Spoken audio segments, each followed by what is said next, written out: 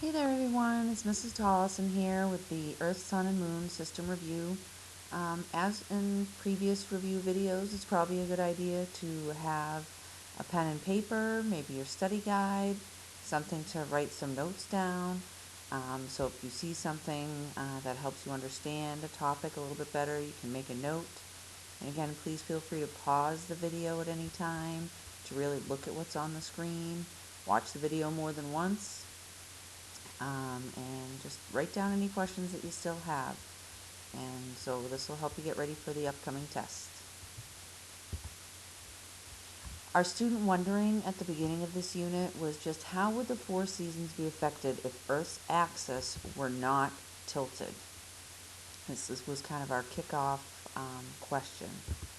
And some of the learning objectives or performance expectations that we had for this unit was that you would be able to develop and use a model of the Earth, Sun, Moon system to describe the cyclic patterns of the following three things: lunar phases, which is phases of the moon, eclipses of the sun and the moon, as well as the seasons. This whole idea of cyclic patterns, these are just patterns that repeat. Um, Usually it's, in a cycle or a circle, things that happen over and over again in the same way. And just down here at the bottom it says, we know what lunar phase will occur a week from now or even 2 weeks from now, and we know what season comes next because these events follow a predictable cyclic pattern that repeats over time. And for this reason, scientists can predict when solar and lunar eclipses will occur because the Earth orbits the Sun and the Moon orbits the Earth in a predictable way. And scientists can use that to figure out when these events are going to occur and where on Earth they're going to occur. Before we really start talking about this Earth, Sun, Moon system, it's really important to understand the difference between rotation and revolution. Rotation, when we talk about rotation, it's the motion of an object spinning on its axis. Okay, that axis is just that imaginary line that goes from the north to the south pole on Earth. And this motion of spinning around on the axis is what causes us to have day and night. One full rotation, one full spin equals 1 day or 24 hours on Earth. Just so you know, the moon also rotates on its axis, and so does the sun. And some examples that we gave in class was that of rotation is that if you could spin a basketball on the tip of your finger or a pinwheel spinning around that central point, those are both examples of rotation. Revolution, on the other hand, is the motion of one object as it moves around another object. One revolution of the Earth around the Sun is equal to 1 year, which takes 365 and 1/4 days. All right, and the fact that it takes this extra 1/4 day, this is why we have a leap year once every 4 years to get caught up with that extra day. So every fourth year we add a day to make up for the fact that we have this extra quarter of a day every year. The moon revolves around the Earth while the Earth revolves around the Sun. And the orbit is just the name for that path. If you could draw a line, the path that the Earth moves around the Sun or the moon moves around the Earth, that's called its orbit. It's really important that you cannot use these two words interchangeably. They mean different things. So rotation means one thing and revolution means something else. So we started off, and one of the first questions we asked in this unit was, why does the moon look different over the course of the month? So when you look up in the sky at night, you should notice that the moon doesn't look the same all the time. And the reason for this is because of the relative positions of the Earth, the Sun, and the moon. How they're positioned in space with relation to each other is what causes the phases of the moon. And this is because the moon is revolving counterclockwise, and it shows it in this picture. The moon is moving counterclockwise around the Earth, while the Earth is moving counterclockwise around the Sun. So what we observe from our point of view on Earth as the moon is orbiting around us is constantly changing. So this image right here is just, and you should have a diagram that looks very similar to this in your notebook, is that if you could be out in space, like if you could be in a spaceship or somewhere hovering over the Earth, Sun, Moon system and you were looking down, you would notice that in this picture or in this view, one half of the moon is always illuminated, the half that's facing the sun. So when you just look at it this way, this doesn't really explain the phases, but it just kind of helps us understand. If you look, half of the moon is always illuminated by the sun. Depending upon where the moon is in its orbit here, as it moves counterclockwise, we will see different amounts of that illuminated half of the moon, which causes the phases. So again, it's always half lit up, but what we see from Earth, our view of this illuminated half, is changing, and that's what allows us to see the different phases.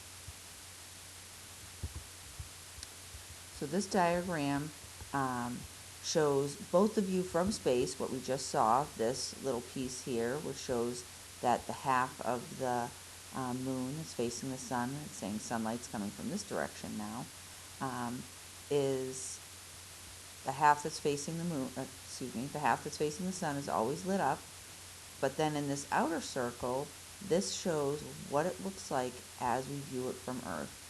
When we talk about the phases of the moon, we should always start with the new moon and then move counterclockwise from there. So make sure you go counterclockwise.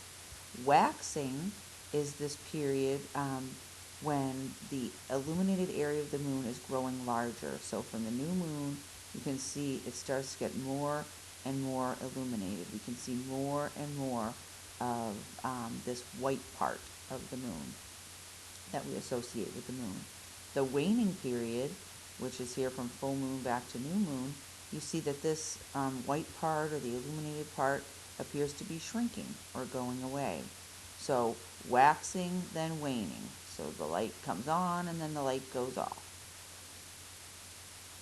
And if you look here, I know sometimes it's a little hard to visualize, and we did the activity in class with the foam core boards with all the ping pong balls, and you stuck your head up through the hole to represent the Earth. When we're looking up at the moon, and if you look at this little kind of dashed line here, this kind of shows you, if you can visualize, this is what you're going to see. So during a new moon, when we look up from the Earth, and you follow this dashed line, it shows this little bracket here, and all we can see is this dark half. None of the lighted half is facing us. So what we see is this basically very dark circle. Sometimes you can just make out the outline, but it's very hard to see. Then when we go to waxing crescent, you see, if you follow this dotted line, if you look up in the sky and you look at this little bracket here, you can see that there's a little bit of light on the right hand side, but then the rest on the left is dark, and that's what you see when you look up in the sky. This little bit on the right is lighted, and then on the left it's dark. And then I'll just do one or two more, and then I think you'll see the pattern. When you go here to the next phase, which is the first quarter, you follow this dashed line up here, and you look at this little bracket. When we look up from the sky, look up in the sky from the Earth, we see on the right hand side it's illuminated, on the left hand side it's dark, and it's pretty much half and half, and that's what you see here at a first quarter moon. Then next is waxing gibbous, and one of the students in one of the classes made this observation, and I think it's a good one, is if you look at the first three letters of gibbous, and reverse that, G-I-B, it becomes B-I-G, it looks big. So you've got this kind of big, kind of bulging shape. And if you look here, if you follow this dashed line and you look up in the sky, what you see is it's mostly lighted here on the right hand side of this bracket, and then there's a little bit of darkness on the left, and that's what you see when you look up. And you just keep following that pattern. And if you look at each of these moons that's directly across from each other, you notice that they're pretty much exact opposites of each other. New moon and full moon are opposites. These two crescents, waxing and waning, are opposite. The light is on the opposite side. First quarter and third quarter, opposites. And waxing and waning gibbous are opposite. The dark is on the left-hand side for waxing, and it's on the right-hand side for waning. So we talked about a way to try to remember the order is that it starts off with light coming from the right. So as we go from the new moon, you start seeing light filling in on the right-hand side, and it keeps filling in from the right all the way around to the full moon. So as the moon moves from new moon to full moon, we can see more and more of the illuminated half from Earth, and this is the waxing period of the lunar cycle. As the moon moves from full moon back to new moon, we can see less and less of the illuminated half. This lighted part appears to be shrinking, and that is called the waning period. It takes about 29 and a half days, so a little less than a month, a little more than 4 weeks, right? Just over 4 weeks for the moon to complete one full revolution around the Earth. So that means if we can divide this circle up into 4 equal parts, it takes about a week to go through each 1/4 of the trip around the Earth. So it takes about a week to go from new moon to first quarter. Okay, this is again 1/4 of the way around the orbit, so first quarter. It takes about another week to go from first quarter to full. It takes about another week to go from full to third quarter, and about another week from third quarter back to new moon. So about 4 weeks, a little bit over, but that's approximately the amount of time that it takes. And I'm just showing you this diagram or this page because sometimes in some views it shows the Earth in the center and the sunlight's coming in here from the right hand side. And sometimes it shows, and this diagram is a little bit different, here's the Earth in the middle and the sun is coming here from the left hand side. And that's because if you think about it, the Earth is revolving around the sun. So sometimes when you look, the perspective is that the sun is on this side, and then as the Earth continues to move around the sun, now the Earth will be over here and the sun will be over here, which is what is shown here in the lower diagram. In either case, whichever side the sunlight is coming from, that's where you start off with the new moon, and then you just move counterclockwise. So in this diagram, counterclockwise means you start with the new moon, and you move down here to waxing crescent, first quarter, waxing gibbous, full moon, waning gibbous, last quarter, waning crescent. Up here, you start with a new moon, and you move counterclockwise here, and go through all the phases again. So just make sure you start with new moon, and then move counterclockwise. So the arrangement of the sun, the earth, and the moon during a full moon and a new moon, okay, is a very particular way this happens. We get a full moon.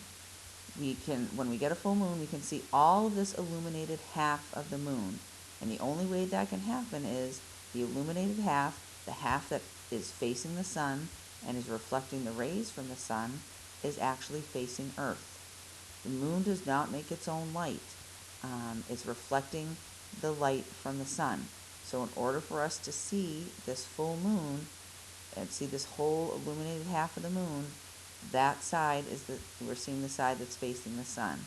And in this image, and this is where I think people get confused a little bit, it looks like the moon is behind the Earth. Okay, so how could we see that if the Earth is blocking the light to the moon? But we talked about it in class, and there's another diagram coming up later on in this video. The moon, the orbit of the moon is really tilted slightly related to the Earth. So the moon is really kind of a little bit above or a little bit below the Earth, so the light from the sun is able to reach the moon and reflect off its surface so that we can see that full moon. So the order for a full moon is sun, then Earth, then moon, in a straight line. The arrangement of the sun, the Earth, and the moon during a new moon is the sun, then the moon, then the Earth. We can't see the moon, or can barely see the moon, because all of the illuminated half is facing away from Earth towards the sun.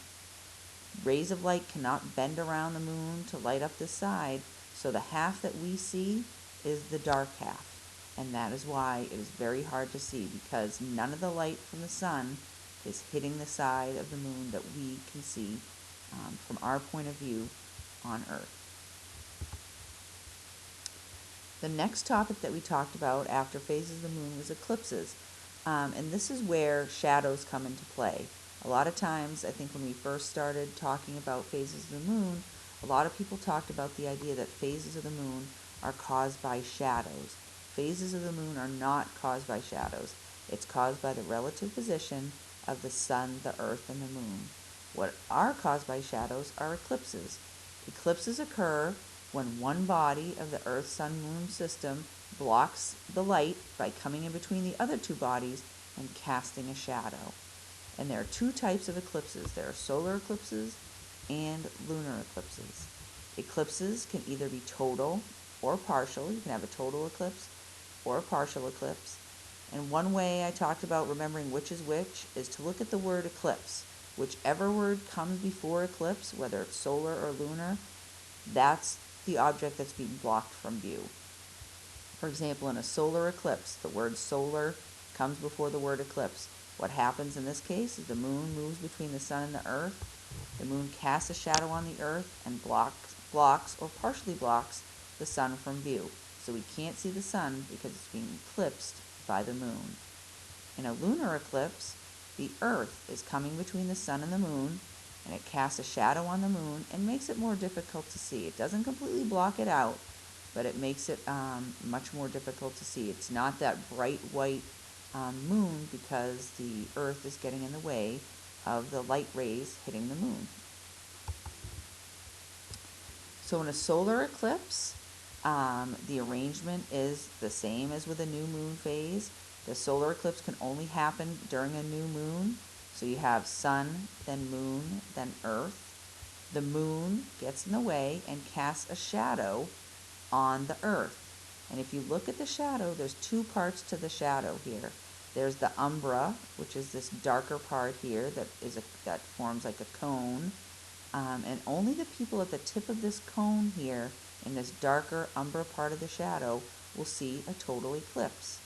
Anybody that's in this wider, lighter shadowed area, which is called the penumbra, will see a partial eclipse. Okay, so when there's a solar eclipse, you really have to be in the right spot on the face of the earth in order to see it. If you're not right in the umbra, you won't see the total eclipse. And if you're not in the penumbra, you won't even see a partial eclipse. You could be not even aware that an eclipse is happening unless you see about it on the news. In a lunar eclipse, you need to have a full moon in order for a lunar eclipse to happen. So it's the same arrangement as for a full moon. We have the sun, then the earth, then the moon. The earth casts a shadow on the moon, the difference being that anybody on the nighttime side of the earth can see the lunar eclipse. So sometimes there's a lunar eclipse, and if it's the daytime here, we aren't going to really see it because we don't have a good view of the moon. The moon is still up in the sky, but it would be much harder to see. Sometimes the lunar eclipse happens if there's bad weather and it's a really cloudy night, you can't see it, or it can happen in the middle of the night at like 2 o'clock in the morning, so you don't see it.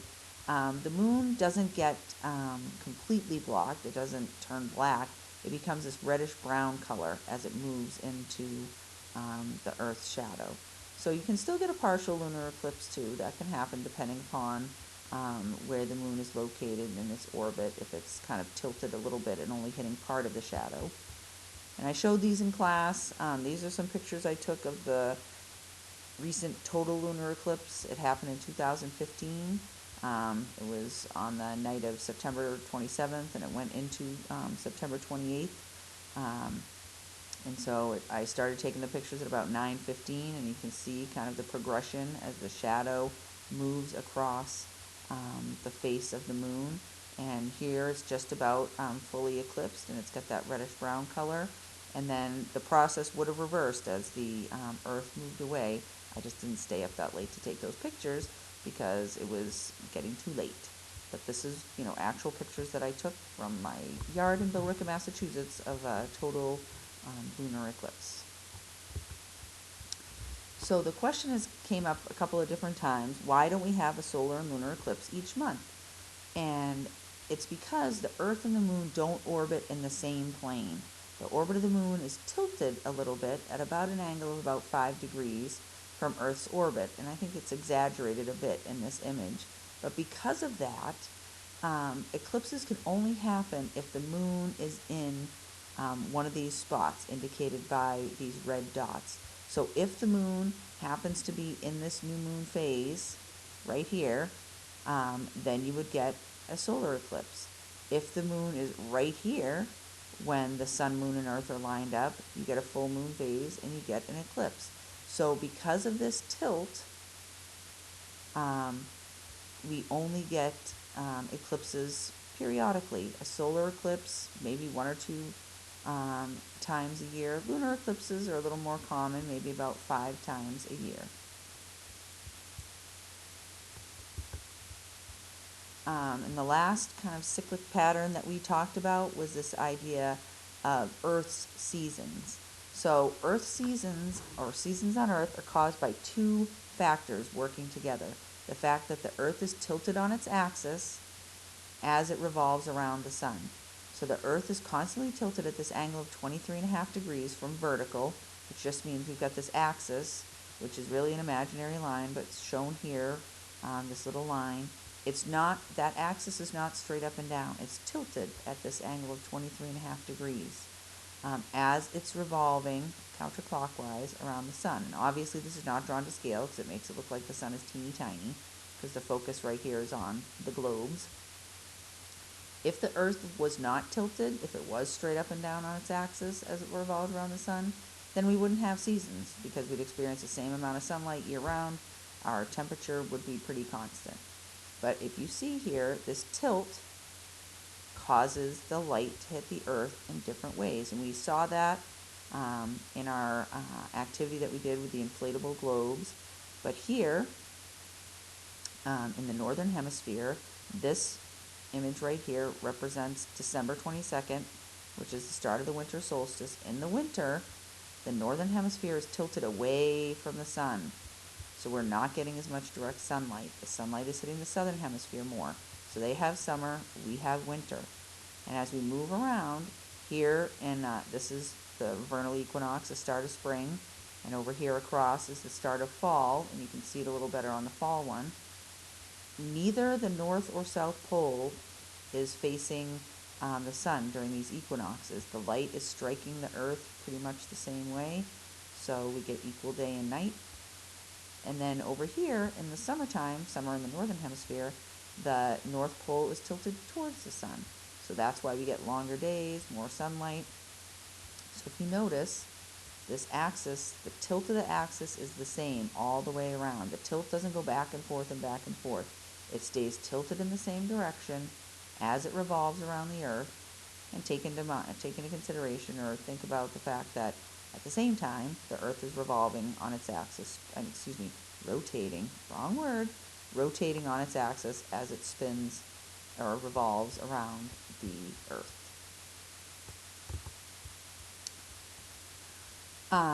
So this image just focuses in a little bit on the summer solstice, which is the first day of summer, which happens on or about June 21st. And this is summer solstice for us in the northern hemisphere. This same day is the winter solstice, or the start of winter, and for people in the southern hemisphere. So at the summer solstice, this is when the North Pole is tilted towards the sun. The sun's rays are hitting most directly right here at the Tropic of Cancer, north of the equator. The sun is higher in the sky for more hours each day, making the days warmer, longer. You can see the North Pole is getting 24 hours of sunlight. The South Pole is getting no sunlight at all. And again, just keep in mind, we're focusing on the seasons in the northern hemisphere because that's where we live. Everything is opposite in the southern hemisphere. For example, when it's summer here, it's winter in Australia. So at the vernal and autumnal equinoxes, the start of spring and the start of fall, neither the North Pole or the South Pole is facing the sun or tilted towards the sun. The sun's rays are hitting here directly at the equator. Day and night are of equal length, approximately 12 hours at all points on the Earth during on the first day of spring and fall. And I looked up this table and did a little looking into it and found that the exact day that we get equal day and night, when we get 12 hours of day and night, can actually falls a few days before the equinox. If you look right here, March 17th and 18th, so sunrise is at 6:53 a.m., sunset is at 6:52 p.m. On the 18th, sunrise is at 6:51 a.m. and sunset is at 6:53 p.m. The day where we actually, or the days where we receive approximately 12 hours of day and night, actually fall a couple of days before the actual equinox, and that's because of our latitude, the number of degrees we are above the equator, and the fact that the Earth is curved. It affects the amount of daylight. So the actual day that we receive 12 hours of day and night is a little bit before the equinox. And other places on Earth, it's a little bit after. So depending upon where exactly you're located, it may not be exactly on the day of the equinox, but it's in that general vicinity. The winter solstice in the northern hemisphere. So here we are tilted away from the sun. The sun's rays are hitting most directly down here at the Tropic of Capricorn, south of the equator. During the winter, the sun is up for fewer hours. During the day, it's lower in the sky. It does not get as high up in the sky, which makes our days shorter and colder. And just a little thing to take into consideration, because some people have asked about, what happens at the equator. People that are in this area between the Tropic of Cancer and the Tropic of Capricorn, which is 23.5 degrees latitude north above the equator and 23.5 degrees south below the equator, so this strip that goes around the center of the Earth, they really don't experience seasons. The sun is never very low in the sky. It stays warm and humid. These are the areas that we call tropical or the tropics all year round. Only people that are in the latitudes north of the Tropic of Cancer and south of the Tropic of Capricorn really experience seasons as we know it here, having 4 distinct seasons. And this diagram just shows what I was talking about, this idea that in the winter time, if you look, the winter sun, it starts its path here, the sun rises, it does not get very high in the sky, and then it sets. And if you look at this path is a much shorter path. The sun is in the sky for less time, and it doesn't get as high in the sky. Because of that, we have fewer daylight hours, we have less direct sunlight, it's more indirect, it comes in at a shallow angle, so our days are shorter and colder. We don't get as many hours of sunlight. Here in the autumn and the spring, the sun rises earlier, sets later, it gets a bit higher in the sky, we have more hours of daylight, and the angle of sun is more direct. So we have longer days, and the days in autumn and spring are generally warmer than in winter. In the summer, the sun rises earlier and sets much later. It rises much higher in the sky. And again, if you look at this path, the path is much longer in the summer. It takes a lot longer to travel that path. So in the summertime, the sun gets much higher in the sky. It's shining directly down on us. We get more hours of sunlight. It's warmer during those days. So in the summer, this same object, this pole, would cast a shorter shadow because the sun is higher in the sky. In autumn and spring, a medium-length shadow, and in the winter, a longer shadow. And this has to do with the angle of the sun rays coming from the sun. And then lastly, we talked about, some of the things that we expect or characteristics of the different seasons. In the fall, at the very beginning of fall, at the equinox, the days and nights are of equal length. In the fall, the leaves begin to fall off the trees because we're getting less sunlight. The plants aren't able to do photosynthesis, so they start to fall off the trees. The temperature starts to get cooler in the fall, and the days get shorter. In the wintertime, we have shorter days and longer nights. This is the period of time where we experience the coldest temperatures. Whatever hemisphere is experiencing winter is tilted away from the sun. And we're getting more indirect sunlight. The sun isn't really beating directly down on us. That's why we have these shorter days and colder temperatures. In the spring, again, at the very beginning of the spring, at the equinox, we have the equal day and night. This is the period of time where flowers and trees are beginning to bloom because we're starting to get more and more sunlight. Things are kind of coming back to life. Temperatures start to get warmer and days start to get longer. And finally, in the summer, we have the longer days and shorter nights. So the solstices that happen at the beginning of summer and winter, the summer solstice, the first day of summer, is considered the longest day of the year. We have the most hours of sunlight and the least hours of dark. And at the beginning of the winter solstice, we have the least hours of daylight and the most hours of darkness. In the summer, this is when we experience our hottest temperatures. Our whatever hemisphere is experiencing summer is tilted towards the sun, and we're getting more hours of direct sunlight. And again, that's why it gets hotter during the summer. So that wraps it up. We've talked about the cyclic patterns of moon phases, eclipses, seasons, how the rotation and the revolution of the Earth and the moon cause these different patterns. Please feel free to watch this video more than once. Go back and look over your notes and come see me if you have any questions.